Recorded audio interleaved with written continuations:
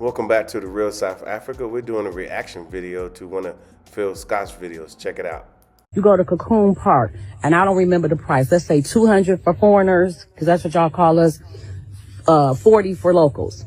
You go to the castle, it's 60 for foreigners, 10 for locals. I ain't never seen that nowhere. I ain't never went nowhere in the U.S., Mexico, and Canada where it said you pay, if you a local, if you're from here, you pay $3 for a Coca-Cola, but if you're a foreigner, you pay $8 for a Coca-Cola.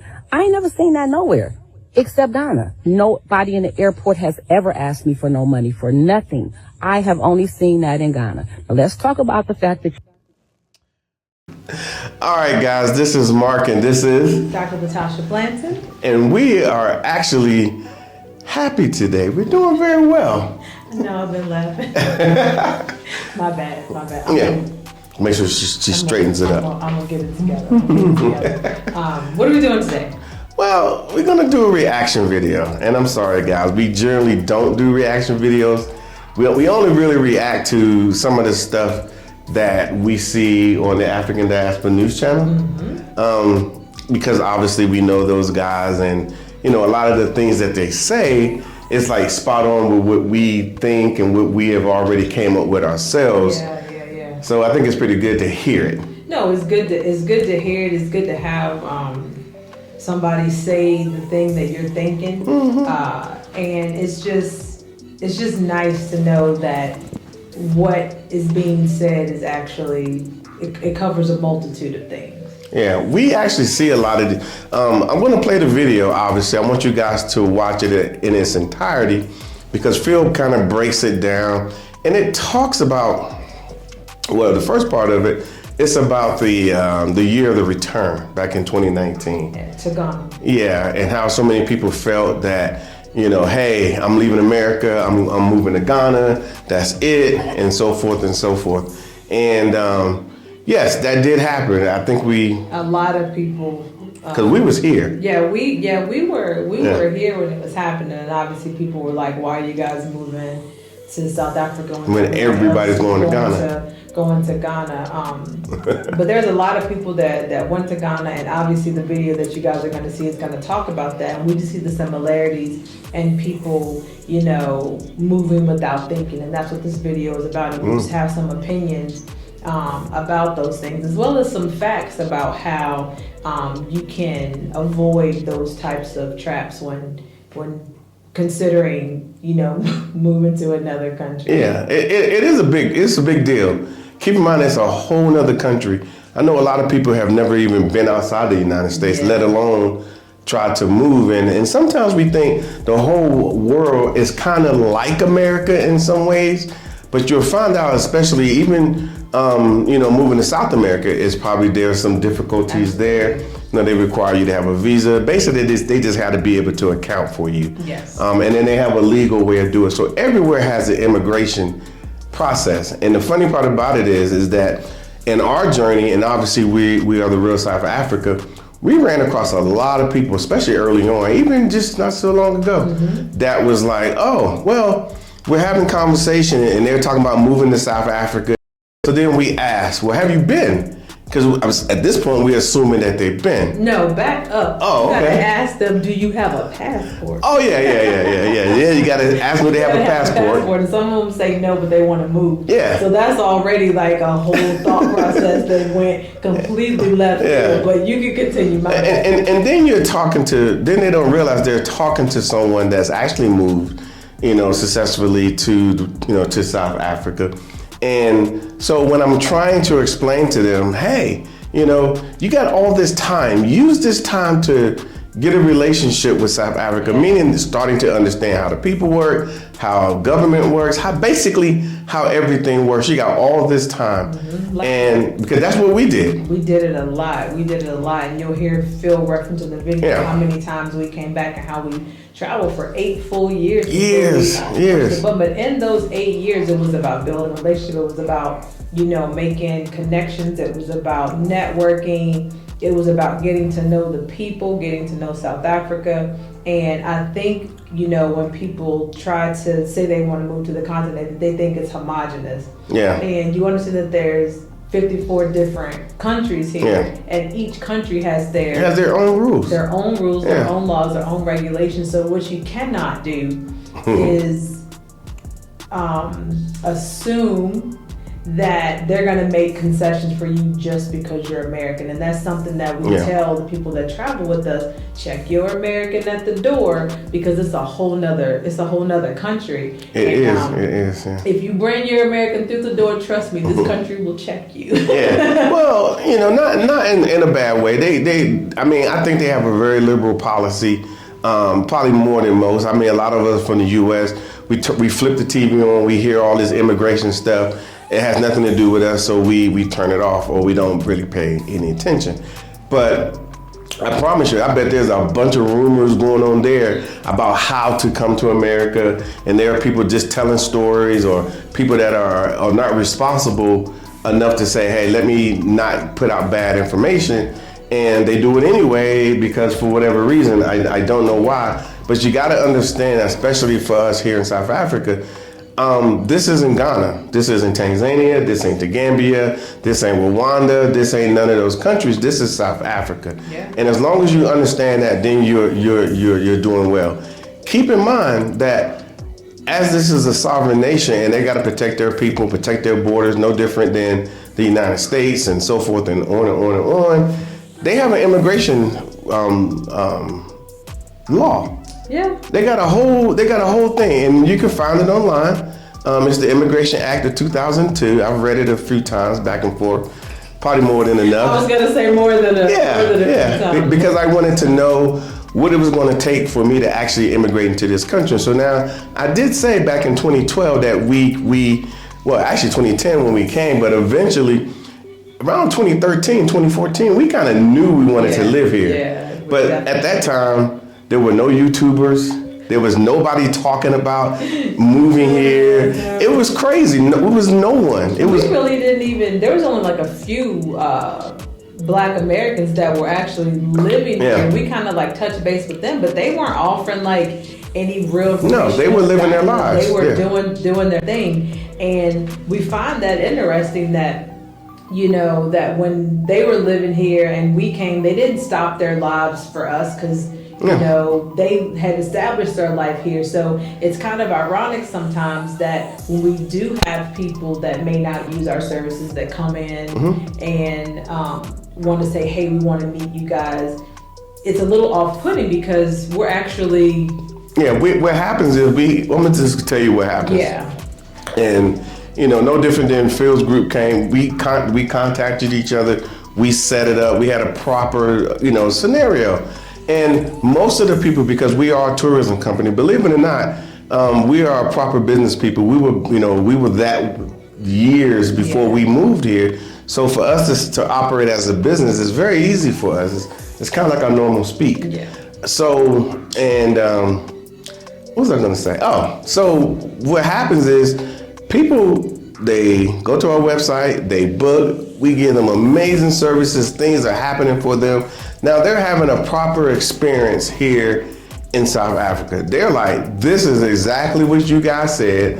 This is absolutely amazing. And the only reason we have those experiences to get to them is because we went and had them ourselves a long time ago. And so now they are interested in saying, okay, I want to move to South Africa. But I'm going to tell you right now, if you don't have that experience and you are just, hey, I'm frustrated with America. Don't do that. I'm frustrated, that's not going to be enough for you to be motivated to do things the right way, because in your mind, you're going to be thinking, and we're talking from perspectives of being on phone calls with people. And they're saying, oh, well, I want to do this inside of a year. And I'm thinking, I didn't do this inside of a year. It took me a long time. Not saying that everybody... Not saying that you can't. Yeah, that you can't, but you're going to have to really, really step up your game. Meaning that if you don't come, I'm going to tell you straight up, if you don't come to South Africa and feel it and touch it and do it properly, I promise you right now, when it's time for them to say, okay, well, you need to do this and you need to do this and you need to do these things, just whatever you needed to do, you probably will not do it. You're going to be looking for a shortcut. And there's a lot of people who have taken shortcuts. Yep. And we've been here long enough over the years to see them come and see them go. And they could have realized their dream if they just would have, did it properly. You guys hear me say that a lot because here in South Africa, that's what they say a lot. Immigration is a hot button issue here in this country. It's probably just as much as it is in the States. I would have to agree with that, because when you look at, the immigration happening in the U.S., a lot of people are outraged because people are just coming and not doing it the proper way. Well, it's not any different. They don't mind you being here, but they want you to come through properly. Yeah. So when we look at how Ghana did it, and they had people come over, obviously some people were misled by some of the choices that they made. Or they had an emotional response to being there, and which makes total sense. It does. I'm telling y'all people, especially those in the diaspora that have never been to Africa. You will have one. You're going to have one. You're going to get here regardless of where you go. I don't care. That's why you always hear me say, just get to Africa. You just put your foot on the ground, and I guarantee you're going to be like, man, this is different. This is not going to like the islands or going to Europe. It is different. And so people are experiencing that, and they don't know what to do with it because it's their very first time experiencing it. It's like a new thing. And what you really want to do, you just want to run to it. I know because I did the same thing. We did the same thing. I left this continent 15 times before I actually moved, but I found that it was very, very beneficial. So, but as far as the Ghanaian thing, now it's been going for a little while, and there's a lot of people that successfully went to Ghana, set up shop, fell within the rules, and got themselves sorted, and now they're sitting in Ghana like, man, this is amazing. Yeah. And I can honestly tell you, it's very difficult to just do it on the slide. So that's why we've been saying it since we've been doing this, come on a visit. Because we know that you're gonna come on another visit. Yep. And we know you're gonna come on another visit. Not just because of our business sense, it's because South Africa, people think like Ghana is this big, South Africa is this big, it's 5 times larger than Ghana. So people think, well, there's only 2 things and 2 places to go in South Africa. Whoa. Okay, until you get here and then you start talking to the people and you start hearing about all these cities and towns and places you never even heard of. And we all smart, but we think we know everything. Right. And you find out it is overwhelming. So do it the right way, but listen to it in this video and what Phil is saying, and kind of take it to heart, because I will say at the butt end of that particular video, I would say, Phil, he's talking a lot more about South Africa because he came with us 3 times. Mm-hmm. He came with us 3 times, and he got a chance to do it properly. So it's hard to let go. It really is. It really is. So you can see it. I mean, it's not just Phil that has a hard time letting go. If you look at any of our repeat offenders, they have a hard time letting go, which is why they're repeat offenders. When you get to Africa, any part of Africa, you are going to feel a pull. It's going to put you in a position where you're going to be trying to figure out how to get there all the time. Figure out how to get there all the time. And figure out how to get there all the time. I mean, because when you go back, you feel a sense of longing, because the continent does do something to you. So to your point, it will do its thing, and it will make you want to come back. Yeah. So that's what we have right now.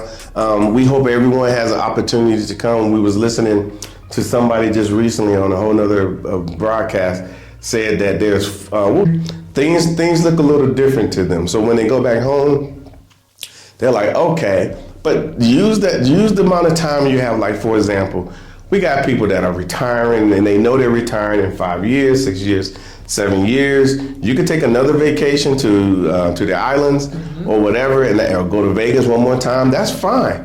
You can do whatever you want. But if you use that time coming here, by the time you drop your retirement paperwork and everything, you could be coming to South Africa to come live your best life. Plan it.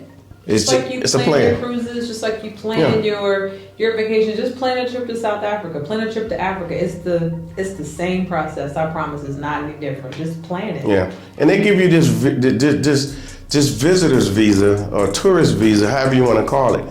It's 90 days. Countries you can't get 90 days. You gotta apply before you get there. Yeah. At least they give you theirs upon arrival. Yeah. So it works out very, very well. So all I can say is good luck. Watch the video. Comment in the bottom, what your thoughts are, and then hey, hopefully South Africa or Africa is in your future. So we will see. So tonight we're gonna have a conversation. We're gonna review a video, and we're gonna have some education. Or like some people would say, edumacation, right? So we're gonna have all that tonight. We're not gonna do nothing just off emotionalism, like some, because unfortunately some people done things off emotion. Some people talk about these subject matters just off emotion and not try to do a disservice to the viewer to actually build a case to give certain facts that should have been there, and why certain people, if they just took the time to read, maybe just 5 minutes, you wouldn't have got so head over heels with certain things that y'all was trying to do. But we'll get to that. A few things. The Ethiopia trip. Maybe just 5 minutes. All right. So the Ethiopia trip, update on that. We've had, it was 25 spots. Now it's 23 spots. You can click the link that's pinned to the top here in the chat. You can check it out if you'd like to go to Ethiopia and go see that. You can see the itinerary, you can see the prices. You can see it all right there. It's offered to you. That's the first country that I went to, was Ethiopia. And that experience in Ethiopia changed my whole paradigm to why I switched my whole model from what I used to do to what I do today. So if you would like to see the country that made me just say, you know what, I got to switch this stuff up, what I'm doing back in 2018, then you could come with us. And some things that they're going to do on this trip that I didn't get to see last time I was there, okay? Which has been some years ago. Got with Sister Wangel. She'll be joining us as well, because, that's her homeland, Ethiopia. So shout out to Sister Wangel. And we'll rock that March 31st to April the 9th. The Ethiopia trip was requested, that's for sure. So we want to try to offer what's being requested. So with that being said, let's go on and get to our devotional today. And we're going to do... I guess we'll do Eric Mays. Let's go ahead on and do Eric Mays today. I'm just telling you. I'm gonna let you talk. Who you talking to? You gonna let the voters let me? I got voted in. Who you talking to? You gonna let me? I got seconds left. I want you to know. Ain't she crazy? How many seconds? I'm counting your time, Miss Galloway. I'm gonna rule you out order. You keep talking so much. Do I have the floor? Do I? Yes, you do. Thank you very much. What a fool. We have got to help the city of Flint. We have got to move the city forward. We have got to vote yes on this. Thank you. Ms. Herkenroder, you the reason that I'm going to vote the way I'm going to vote, because you tried to put words in my mouth like I said you was a racist. You got to stop doing that. You've got to stop doing that. Ms. Fields, please be very careful in that area. Please. All I said, there was mediation and there were people in rooms. That's not confidential. You told details of who in what room and how many. But I am going to finish saying this. Well, go ahead.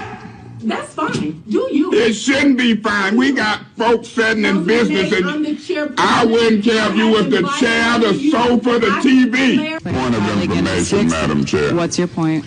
Are you going to sit and allow this man to talk all that tough talk, talking about what he ain't scared, won't, and you sit there and condone it? May I be? All right, ladies and gentlemen, that was our great brother, Eric Mays. Now, we're going to talk about this video that came out of a older Black American woman in Ghana. I'm pretty sure some of you have seen this video already. When these videos come out, we always have to watch certain propaganda with not what the person said, but the narratives that go with this sort of thing, right? Because all over the world you have problems. But at the same time, as you see in the title, and I'm also in the lower third, Ghana's the year of return misled many Black Americans, and I'm gonna get to where the misleading come from. But also I'm gonna talk about how reading is fundamental. I'm also get into just some common sense things that should have been done and would have prevented the majority of the problems that we have heard that came up with some people, because it's not all, because some people live in Ghana right now from America, and they do very well. They got businesses, they got houses, they do whatever, they do their thing, right? And we'll get into, some of that, because how they move in the African continent is not how you move in America. In America, you can kind of Lone Ranger everything. On the continent, you can't Lone Ranger. It's all about relationships over there. It's relationships. And having somebody that you cool with, if somebody's gonna help, somebody that's real is gonna help you navigate. Sometimes they gotta holler at, it's just a lot that go on over there. So we'll get to all that, right?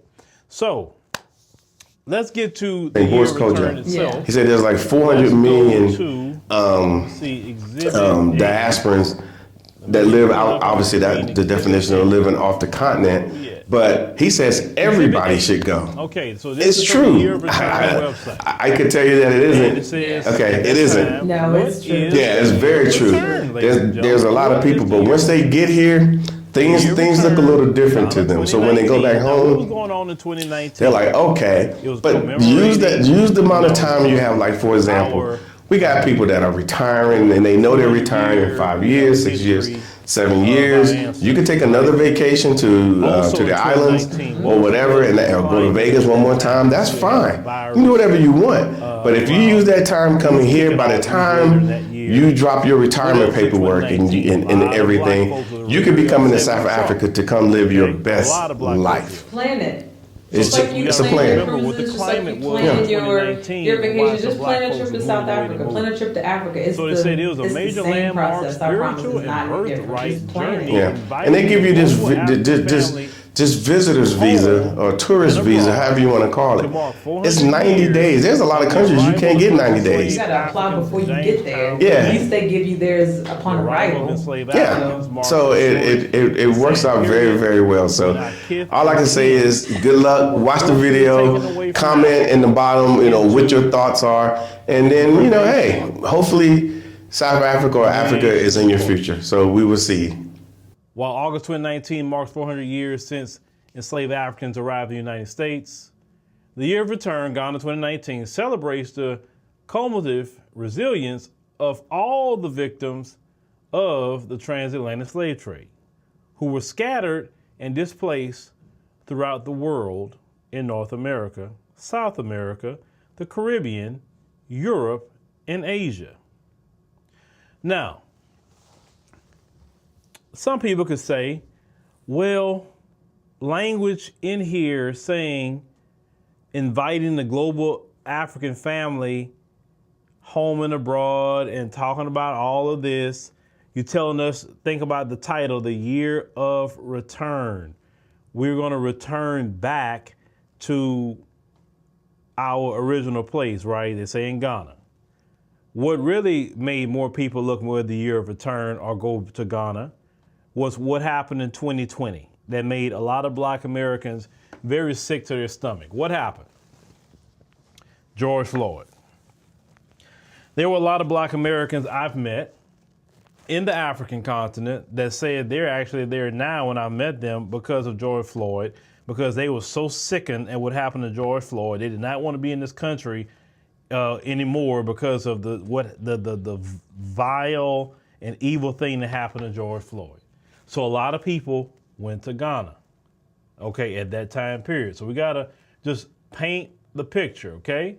Now, anything in this paragraph says Automatic citizenship. Have any of you read automatic citizenship here? Because I didn't read automatic citizenship when you arrived. I haven't read automatic permanent residency when you arrive. I didn't even read a 5-year visa. I didn't read any of that in that statement. None of that. But people saw the year of return. You saw the president say, y'all got to come back home and all of that. But when you get down to reading, that's why reading is fundamental. Don't be a stereotype, brothers and sisters, where they say if you want to hide something from a black person, put it in the book or website, right? Okay, so let's look at what it takes to become a citizen of Ghana. We've taken it from their government website before we even get to what this sister's talking about. Let's go. All right, so this is from the Ministry of the Interior, the Republic of Ghana. The registration as citizen of Ghana. Registration is Ghanaian citizen requirements. Applicants should reside in the country for at least 5 years. Bullet points. Purchase an application form, Form 3 at the Ministry of the Interior. Copy of a passport, biodata page. Current or indefinite residence permit page. Copy of, spouse, Ghanaian passport. Consent letter from your spouse that you married from over there. Copy of your marriage certificate with your marriage. Naturalization certificate if spouse is a naturalized Ghanaian. A citizen of age and capacity of any approved country may, upon an application and with the approval of the president, be registered as a citizen of Ghana if he satisfies the minister that he or she is good character, he is ordinarily a resident in Ghana, he or she has been a resident through the period of 5 years, or such shorter period as the minister may, in special circumstances of any particular case except immediately before the application, he or she can speak and understand an indigenous language of Ghana. Then another bullet point, application letter addressed to the Honorable Minister, they say the Ministry of Interior, and they give you the address. Attach 4 passport-sized paragraphs with a white background. It takes about 8 months, they say, upon receipt. And the application form costs 3,000 Ghana cedis. Now, 3,000 Ghana cedis, as of today, would be $208.12. Now, did you read anything in here to become a citizen of Ghana that you just had to show up at the year of return and you get this? There's no bullet point in here at all. But people I'll get to what the sister was talking about. So let me get back on the screen here so we can talk a little bit, right? We're gonna talk. So do we get just a little education on how you become a citizen of Ghana, right? It didn't take me long to find that.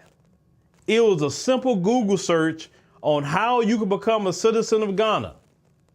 It didn't say nothing in the year of return that promises citizenship, promised residency, promised any of that. Nothing on their website said it, okay? Before you did some of the things some of you did over there, right? So now let me get to this video of what this sister said. Once again, I told y'all reading is fundamental. We need to read and stop moving on emotion, right? So let's go. Let's look at this video. Let's cue the video up. Where's that video? Hold on. I know the video is here. There we go. There she go. All right. Our Americans coming over here being nasty, doing nasty things, and being bad to the locals. Now let me flip the script, okay? Let's talk about the fact that we get abused over here too. The thing about Ghana is stop crying victim. Stop crying victim, because y'all cheat us out of a lot of stuff. Y'all invited us to come home, which by the thousands we did.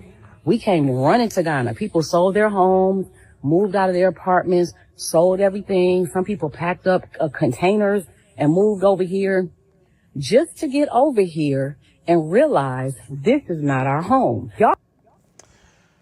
Let's stop right there. So you sold everything, guys. You sold everything. You put your belongings in a shipping container and you didn't have a Ghanaian passport. You just did it off of a visit. I'm not about to ship nothing if I don't have a passport in my hand to say I got a right to be there, or something say permanent residency or whatever. Like, come on. Y'all making a video, like really, to me personally, that don't make you look good because you didn't read. You didn't obtain nothing from the Ghanaian government to say, hey, I can come back. Now, they did say, yes, come home. But then the question was, when you got home, was, hey, are we doing a special citizenship thing or what's up? What are we doing? And in the end, you find out, oh, it's just commemorating slavery, right? Okay, well then maybe if you understood it was just commemorating slavery and not giving you a Ghanaian passport, you wouldn't have sold all your stuff back in America. Like, you don't uproot yourself from America off of one visit. Come on now. Let me bring up Mark and Dr. Latasha Blanton. Let me bring them up. They went to South Africa back and forth for 8 years before they decided to move to South Africa. 8 years. They didn't just say, I'm going to move to South Africa tomorrow. No, because you got to do that the right way. You got to make sure that you can even stay in that country. Why are you going to just sell everything and just move somewhere? That doesn't make sense. But that's done off of emotion. But let's continue. Let's continue. Don't call us foreigners. Ghanaians call us that. We didn't make that word up. We didn't start calling ourselves that. We don't know that that's what y'all call the white people and the Chinese because we're not around them. But we know that that's what y'all call us. I ain't never heard the word before, Toby, till I came to Ghana. Now, the African continent, they're big on delineation. Black Americans just the ones that late to the delineation party, but they delineate. Yes, trust me, the first time I heard that term, I said, how you call another black person a foreigner? But then I had to think about it. They don't see each other as the same. And listen, in Black America, now we delineating. So there you go. Okay. Y'all invite us home. Let's talk about what y'all do to us. Starting from the before we get to the airport, we got to have a visa that we pay for to even enter our home. We pay all this money for passports and visas to get here. We get to the airport, and as soon as you see a blue passport, everybody's coming for us. Can you give me something small at the COVID place? You get to immigration. Can you give me something small? You get to baggage. Can you give me something small? A person grabbed a damn cart and put my bag on it and got mad because I gave him $5 because I only had hundreds, because you come over here with hundreds to get the best, cash-in rate. How about he looked at that and said, I don't want that. I said, what you mean you don't want it? He said, I want to know, what did you expect me to give you? He said, $10. I said, so you want me to give you over 100 CDs for picking up a bag, putting it in a cart? He don't know this is like my 5th time coming through the airport. I have never seen nowhere in any country or state where people have openly, it says, $60 for foreigners, $30 for locals. Okay. Let me stop right there. Let's talk about the airport. Now, the first time I've ever seen people come up to you, and if you're a novice to traveling, like in the African continent, you see these people come and say, hey, I'll get your bag, I'll help you out or whatever. You're like, oh man, this is nice. And then by the time you get, can you give me some so-and-so? So now, since, we've traveled quite a few times to the African continent, what we do is, no, brother, no, leave my stuff alone, because I'm not giving you nothing. You just tell them no. That's it. And send them on their way. They're not doing it for a favor. They just wanted to get money out you. And if the dude would have told me, well, that ain't enough, I'll say, well, you know what? That's not enough. You ain't getting that 5 either. Bye. That's what I would have said. And say, you the one coming to me, bruh. I say for something. And then now you being entitled? Like, no. Some of them will come up to you, well, could you please? And, I got this issue. My dog died. My mom in the hospital. And there's some of them will come up to you like that. And if you don't know no better, you're like, oh, man, that's messed up. Let me give them something, man. Running game. And trying to get you. Now, you mentioned a visa. Newsflash. You are an American. You are a Black American. So since you are an American when you filled out that visa, the first thing they ask you, what's your nationality on that visa? You have to type in American. They don't ask you if you're black. They don't ask you if you're white. They say, what is your nationality? Every country throughout the world asks you, what is your nationality? They don't ask you about no color. They ask you about your nationality. So you coming through that gate, you an American, period. And that's okay. It's okay to be a black American. We don't have to cosplay nobody. We can be ourselves. Now, if you're invited to a Ghanaian party and they say, hey, we all wearing traditional clothes, so hey man, we got you with this brother over here, he'll get you hooked up. You know, it's no different to me than going to a white party over here. Hey, everybody wearing white. Okay, I'm gonna wear white, right? Okay, well, I'll do something if it's that kind of party. But 9 times out of 10, I'm not trying to cosplay nobody else's culture. I'm not. But if it's a party and everybody dresses, okay, I'll go along with it, man. I'm gonna act friendly. I'm gonna act brotherly, right? So yes, when you go into Ghana, you gotta pay for a visa. Let's call it what it is. If Ghanaians come to this country, they gotta have a visa. And a lot of Ghanaians can't come here. Because the U.S. Embassy was like, nah, not you. We don't want you. You Candace Owens' cousin, you get a visa. You Jesse Lee Peterson's cousin from Africa, you get one too. That sort of thing. Just to be real with you. You are an American. So when people see that blue passport, yes, they're going to look at you like money. Because for every $1 US, it's 14 Ghana CDs. You doggone right they're going to look at you as rich coming through there. You're like, why are they looking at me like that? Because your currency is way more powerful than theirs coming across there. So yeah, everybody looking at you like a lick. And that's fine. But see, that lets you know you ain't really been around enough to know, just say no to people. Nah, I'm cool. Thank you, brother. I'm straight. I got it. And that's it. And send them on their way. And all they're going to do is go on by their business. You know? Now, sometimes in the African continent, you may break bread with people sometimes for different reasons. You know, I mean, like you need some help or something to expedite something. Let me tell you what I do like about the African continent. Let's say you want to get in certain areas real quick, or you want to maybe cut a line. You can say, hey, you know, I got, you know, is the kind of way I can get up there? I have something on your coffee. You know, I have something on your coffee off your lunch, you know. So you have something on my lunch if I get you in the front? Yeah, I got your lunch. Yeah, I got it right here. Shoot. Hey, give me that lunch money. Hey, he needs to come up here to the front. I'm like, I love Africa. Because you can't do that here. Ain't all that Karen. You can't cut. You know, like, no. Certain people you talk to, you know, you can get the VIP treatment. And it don't cost you arm and a leg. I say, man, I remember the first time I experienced things like that, I say, this is how white people feel in America. This is how they feel. So you just got to know how to navigate that sort of thing. That's all.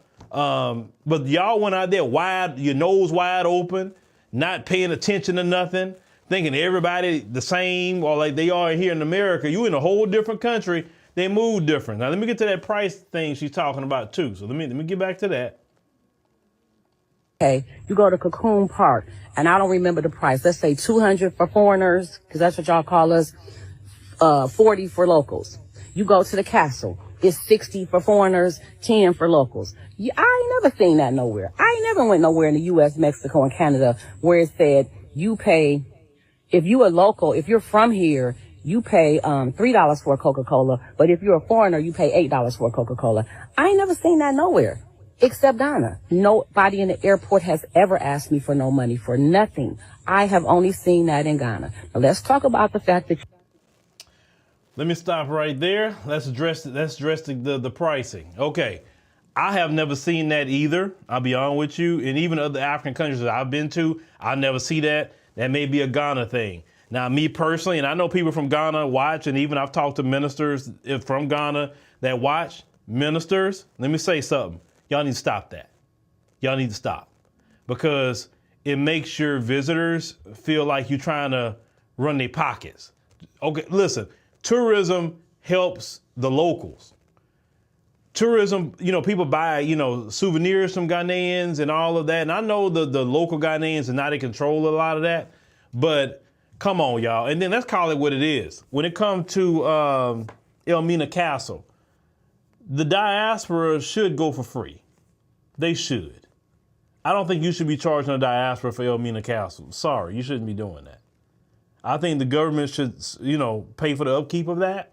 But no, But me personally, how I get down, if you had a price for me saying foreigner this price, local this price, I wouldn't even do business with you. When I've been to other African countries and they don't do that. Kenya, I didn't see that there. I didn't see that in Ethiopia. I didn't see that in South Africa. Now, I will say this, when you're in the markets though, let me tell you about the markets. When you're in these different markets, they'll try to get you like that though, right?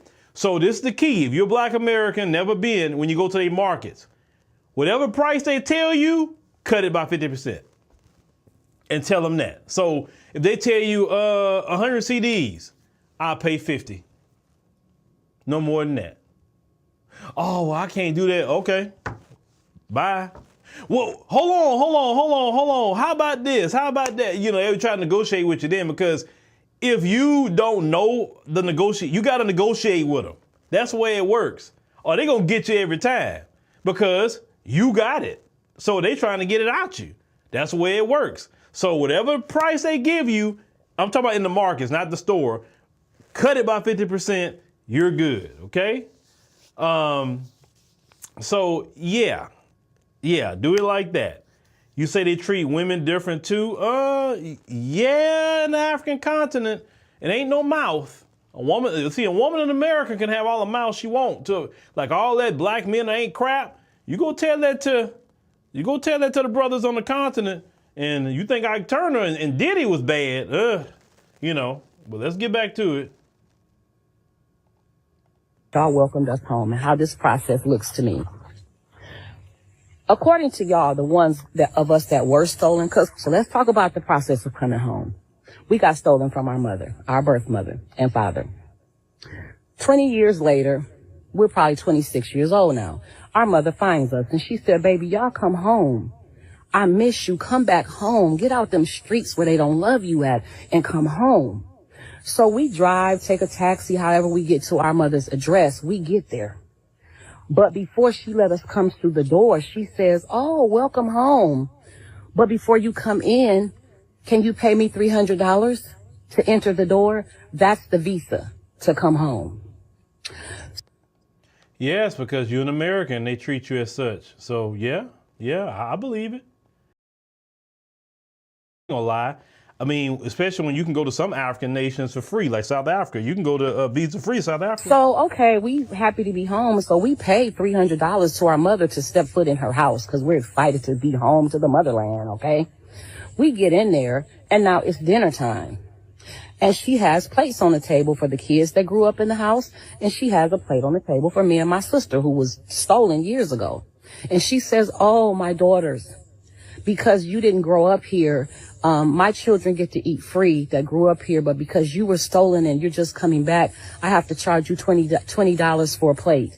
So me and my sister, we're so happy to be home. We're confused. We pay her $20 for a plate. Okay. That's the cocoon. Look, nobody gonna run my pockets. If they eating for free, I'm eating free. And if you treat me different, I walk out. Like y'all, man, respect is respect no matter where you at in the world. That's y'all giving us different prices for okay. Now we're at our mother's house and we're enjoying being there. We see something's a little weird, but we enjoy being back home with our mother. We decide we want to stay. And she goes, oh, you want to stay a little longer? You're going to have to pay me $1,000 every year to stay here. That's the residency. Now we're paying her for residency, even though she invited us home after we were stolen from her. Okay. Now we pay the residency and then we decide, you know what? We want to get on the birth certificate. We kind of like it here. It's a little weird, but we comfortable enough to stay here. And she tells us, oh, in order for you to stay here, I have to put my name on your birth certificate. That's going to be $3,000 each, please. And then I will put your name on the birth certificate and you will become a family member. That's the citizenship. That's the citizenship. Well, we read what the citizenship is, but we'll let it keep going. So how are we home if we got to pay y'all? Why aren't the visas free if this is home? Why don't you make this visa free for us? If this is home, why do we have to pay to be a resident? If this is home, why isn't our citizenship automatically given to us? And the last thing she just said, I agree with her 2,000%. I agree with her 2,000%. Hold on. Give me a second here. I need to respond to my daughter real quick. It should be free, but it's not. But what I will say this. If Ghana and their rules and the way they do things and they don't make you feel like you're welcome, you could just pack your bags up and say, you know what? I'm just gonna go move around, and if I want to be in the African continent, I go to another African country. Every African country is different on their rules of citizenship, et cetera, right? I've always said, you know, at least my end goal is to have an African passport, just like I got an American passport, right?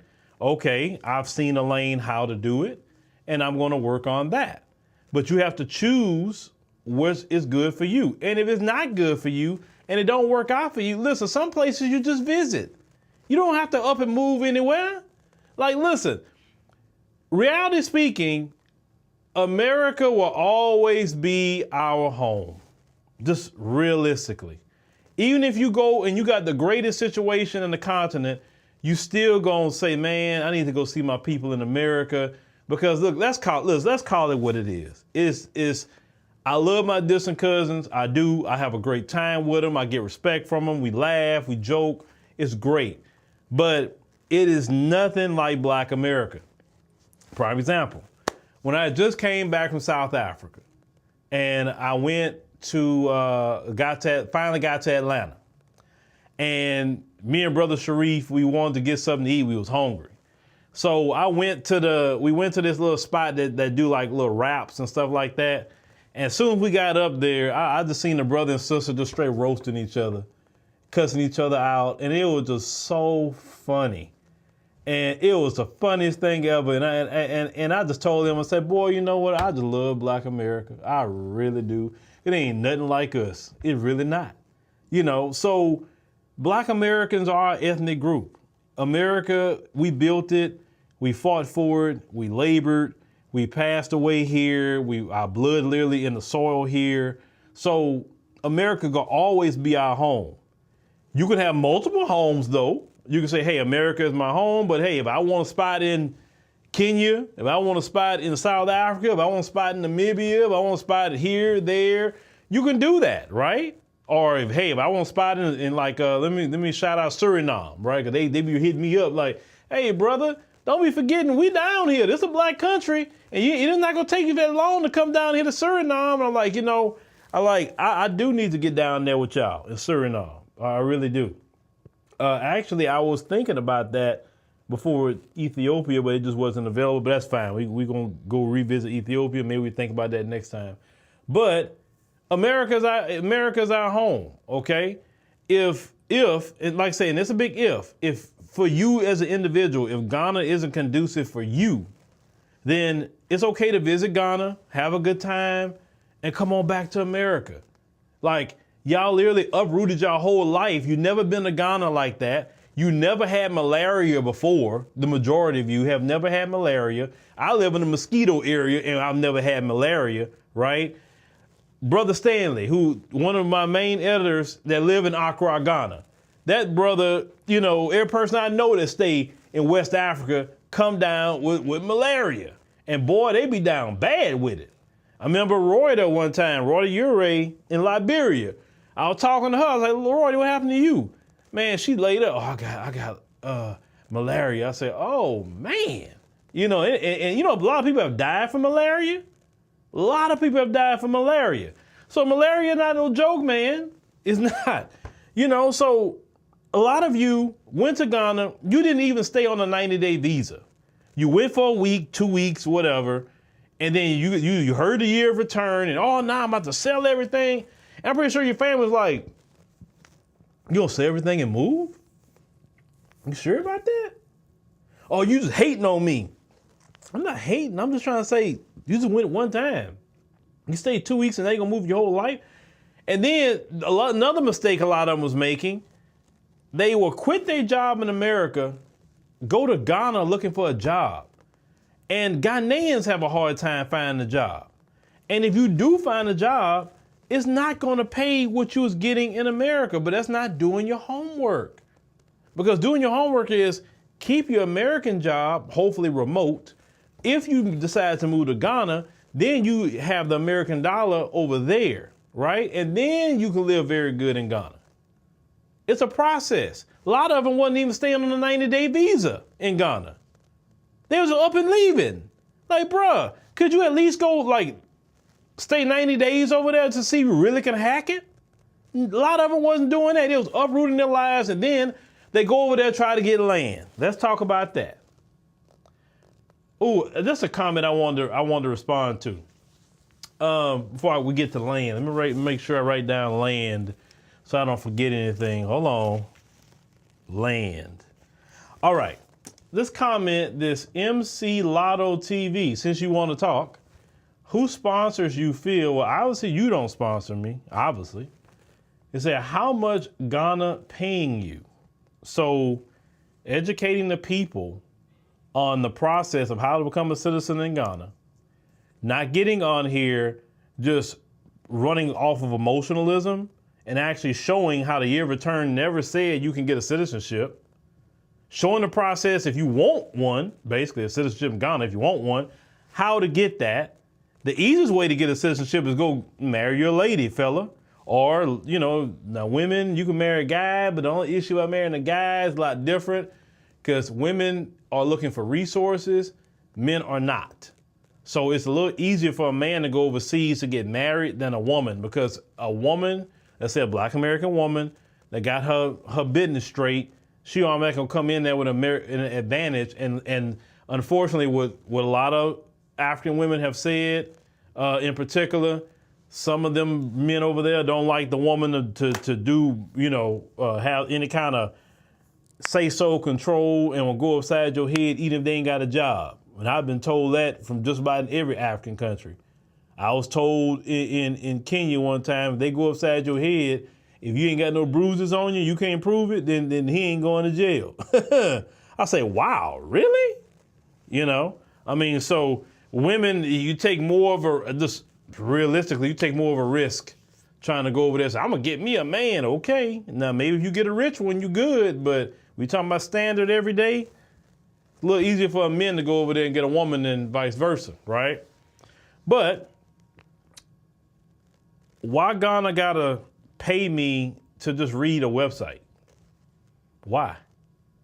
The fact is, some of you, and you may be one of them, was not reading. Read sometime. Read.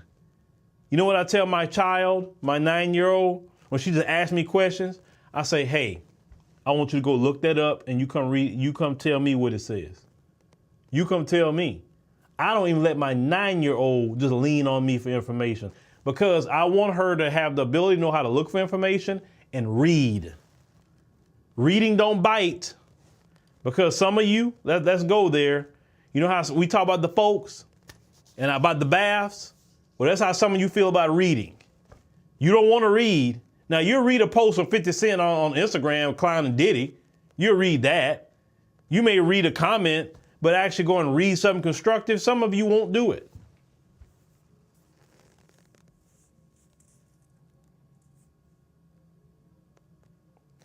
This AGH person, speaking about, I don't know what village you're talking about in South Africa.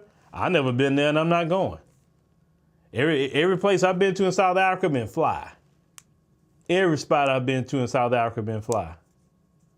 I'm not going nowhere that is not fly. Hold on. Let me show you a short video while I was in South Africa where I was at. Hold on. Because this is my thing. I'm an American. Listen, I think I told that to Dynas Demir. I am not going to not live the lifestyle that I want to live. No matter, so I'm going to choose whatever country I want to be in that's conducive to what I'm used to, right? So I don't know what somebody doing in the village. I don't know if that's true or anything. I don't know, bro. I don't know. But if it is true, what you just said, right? Let's say it is true. The poor you have with you always. And I'm not knocking somebody. Because you know what? In a snap of a finger, you could be in a bad situation. I could be in a bad situation. So I'm not going to be knocking down on somebody that's struggling, man. But anyway, so let me, I got 2 videos I'll show you real quick while I was in Durban. Just real quick. Let me put this up on the screen. And ADNC background. All right. So let me show you real quick what I'm talking about. Did it finish downloading? I think it did. Durban, it would be nice to have something out here. Nope, that's not sure. it. Hold on. Bro, it's straight. Wrong video. Let me see. Why didn't it show up? Just give me a second. Huh. That's weird. The video wouldn't show up. What video is this? That's interesting. Let me see if I can fix this video real quick and let me get back on the screen. But I was gonna show y'all a video I had from Durban, but I don't know why that video file didn't show up. That's weird. Let me refresh here and just try again. All right. So yeah, don't talk down on people struggling, man, here in America or anywhere throughout the world. You know what I'm saying? Because that can be you. That can be me. And we don't want to be suffering like that or even be laughing at people. Because I watched a video last night from Sinbad, right? And y'all remember Sinbad? He talked about how, give me a second. Okay, it worked. Okay, so let me see here. He talked about how he joked about strokes and all that sort of thing. He ended up having ones. He said never joke about certain things.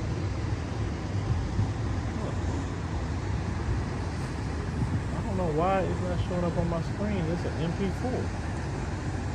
This is weird. Any other time, it's showing up on my screen. I don't know. I don't know why it's not showing. I wish I could show y'all. You know what? I can show y'all. Let me go to the screen here. I have to show y'all for a reason. Just give me a second. All right, I got it right here. Let me get my screen back up right here for y'all. Just give me a second. Game capture. Where are we at? Media play. Okay, there we go. All right. So let me play this for y'all real quick. If you can see, that's Durban right there. What was outside of my window out there in South Africa? So they got places like that going on and a whole lot more in South Africa, right? Or I've been to places like this in Kenya, many places, right? So you can live good in these places if you want to, but not everybody got to a freaking, now they did tell me they had a shanty for the folks. And I just thought that was very interesting that the folks had a shanty in South Africa. They told me exactly where it was at.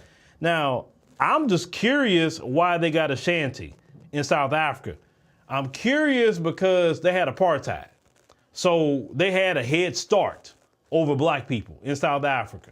So I'm like, how do you end up in a shanty town? Like how? I'm just trying to, I think it would be a good story personally, because I would just like to know, how did you end up in a shanty? Black people, I get it, but how did you end up there? You know what I'm saying? Because they got some people over there that's not doing too well. The B side. You know, the B side. And listen, the people that went on the trip to South Africa, they seen all that. Like usually when you go on any kind of trip with us, we want to show you the good side. I'm not about to take you on. Listen, I'm not the folks.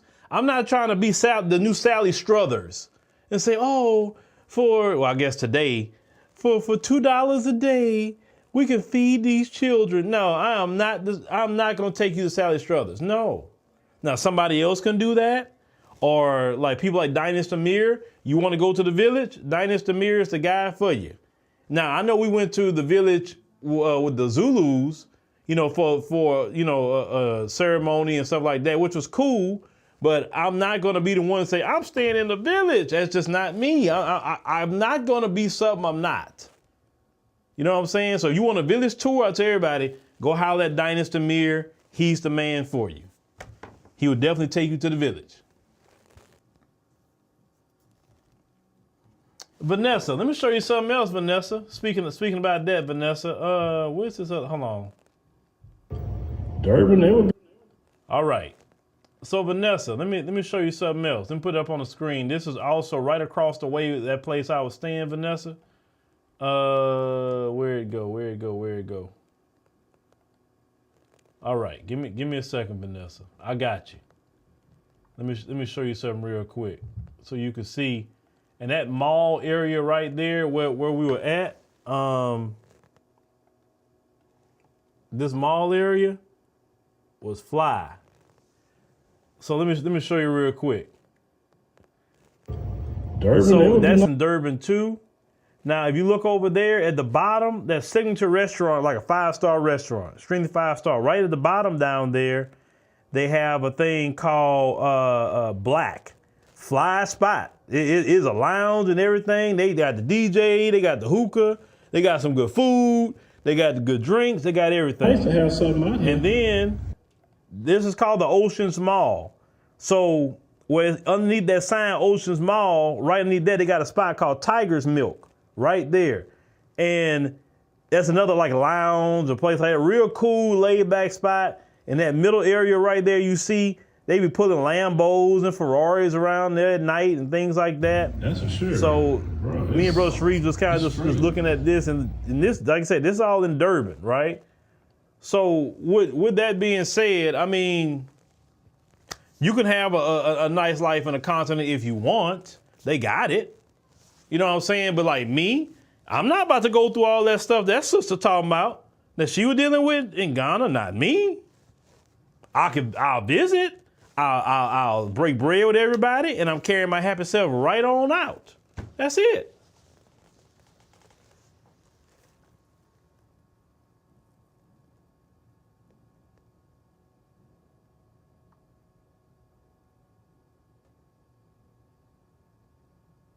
I don't know who's horrid. I don't know. Well, okay. Well, I've never been to Zimbabwe yet. Now, I had a lady contact me from Zimbabwe, and I think the Real South Africa is about to start offering, I think, so many days in Zimbabwe. This is right next door. But I haven't been to Zimbabwe yet, as of yet. But hey, I seen somebody talking about Namibia. I would love to go to Namibia. I would love to go to Botswana, those kind of countries. But hey, you could visit and go right back to America. Nobody telling you got to move. I tell everybody that. Go visit the doggone world. But it's not for everybody to be leaving America. It's not. And that's okay.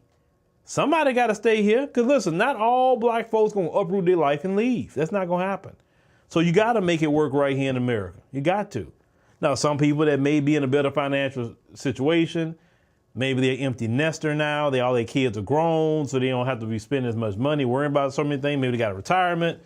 A lot of these people you see retired military, they got that that military retirement coming in. They do different things here and there, and they good. So, do you?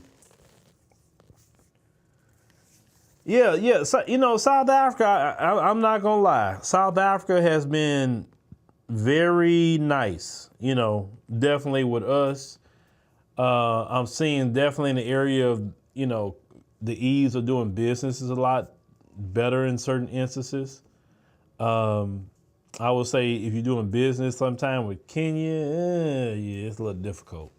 But South Africa, and then if you would like, one way you can get a citizenship is going through the business side. So eventually you can work through that and get you a South African citizenship. But I was doing my research on that. So you start a business, you have to hire at least 60% South Africans to work in your business, which is fine. That's no problem. But Yeah, it's all kind of way. You can get a citizenship. I think Kellen got his citizenship, but he got his through DNA. Like if you got DNA to connect back to Sierra Leone with African ancestry, he got his that way. You know, African ancestry. So he got Sierra Leonean and he got American. You know, so hey, I want to get that. I think Dinah's got Nigerian and American. So why not? Because these rich white people, see, if something go down, they got passports. They just go to different countries and say, yeah, I'm cool. I'm going to chill over here for a hot minute. You know, I don't know. Your boy Diddy got a passport. I don't know. Here's one individual say, we not Hamites. Okay. What that got to do with traveling, brother? What that got to do with traveling? I don't care. I'm a black American. What a Hamite got to do with it? I don't care about a Hamite. What is that? I'm a black American. It's that simple.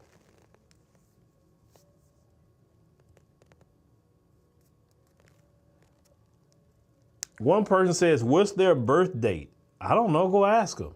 What that got to do with what we talking about right now?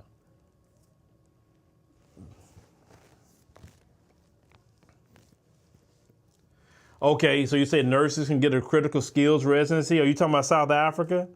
Well, yeah, because one thing I saw in the news recently, they were saying that South Africa suffers from basically they need a lot of skilled people there, right?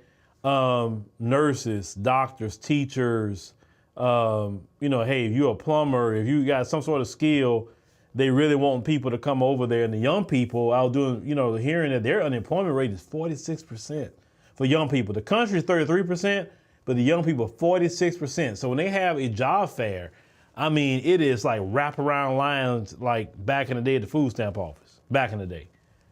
That's how it is for jobs. Everybody got their resume, they want a job so bad. And, I feel for them brothers and sisters, much as possible. I'm like, man, hopefully we can grow and hire many people we can over there, and help them young brothers and sisters. Of course, they got the skills to do what we need to do here. But only thing I'm saying is we just need to make sure whatever we do, just don't uproot yourself from America on some emotion. That's the only thing that I'm saying. Don't do it. Go back for it, back for it, back for it. Keep doing it for a time. Because every time you go, you learn. I've been to South Africa 3 times, and I've learned something every time. Every time I went. I've been to Kenya twice. I've learned something every time I went to Kenya, right? Something always new. Even if I went to the same city, I still learned something new. You got to keep going back and forth, but do not uproot yourself out of America where you got your family and friends unless you know exactly what you're doing, you set up, and maybe one of your family or friends want to come with you. You never know. Say, hey, man, I want to change. Why not? I'll go out there. You never know because, hey, maybe it's easier for you to do it if you got your sister there, your brother there, or maybe some friends that want to come or whatever, right? So, yeah, just don't uproot yourself like these people. Send a container way over to Ghana, and you ain't got a passport. Like, come on now.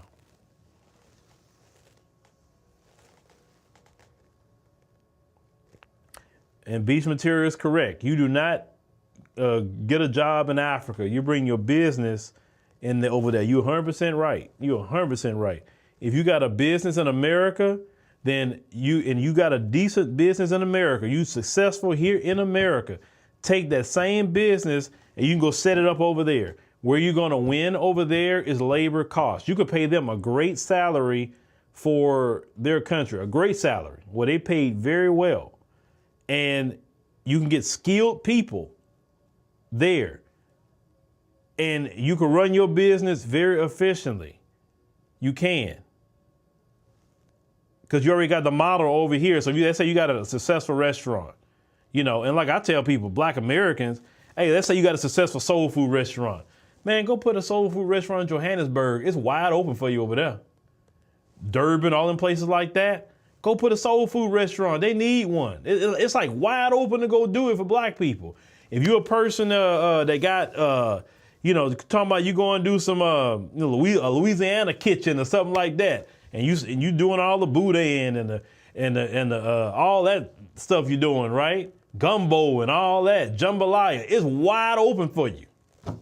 Wide open. Don't let me get a bag, because I'll be want to finance something like that. Like, hey, brother, hey, sister, hey, let's see if we can get one open over there. You know, and put this good Black American food, because trust me, we need our food in every country throughout the world. We have our own brand of food. Just like Chinese, you find a Chinese spot everywhere. We need to have our own soul food, our Louisiana food, and all the things that we make. We need it all over the world too. Because what happens is Mr. Lee will try to copy your soul food, and then he'll go to Johannesburg and put it, and you're like, wait a minute, hold on. They got soul food, and then Mr. Lee up there talking about, hi, may I help you? Like, huh? How you get a soul food restaurant, Mr. Lee? You know.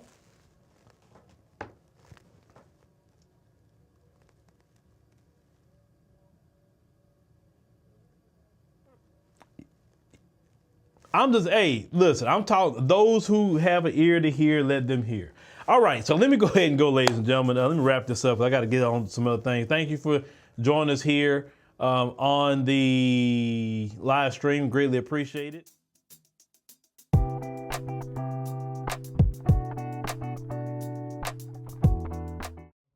All right, guys, this is Mark Edward Blanton from The Real South Africa. And guess what? Our visa services is back. We're going to be helping you guys with visas, because we all know that it can be problematic to get a visa here in the Republic of South Africa.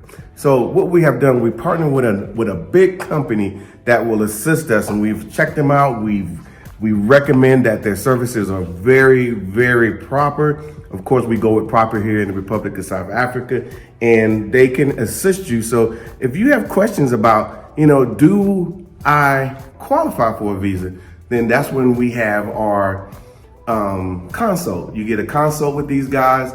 They will literally go through everything with you. And my expectations is for you to ask all the questions that you need to ask, so you will know exactly which way to proceed. So they work in every arena of immigrations. So it would definitely help us who are looking to migrate to the Republic of South Africa. And all I can say is, first, come on a trip, of course.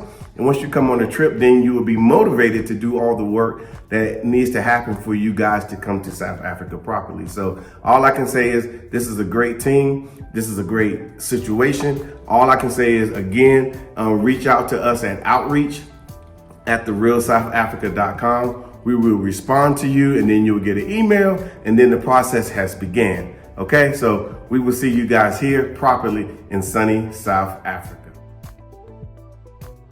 South Africa is just one click away. And when you check out, we have a financial option to help you make your payments. It's called Affirm. We have partnered with them, and at checkout, make sure you select Affirm as your payment option.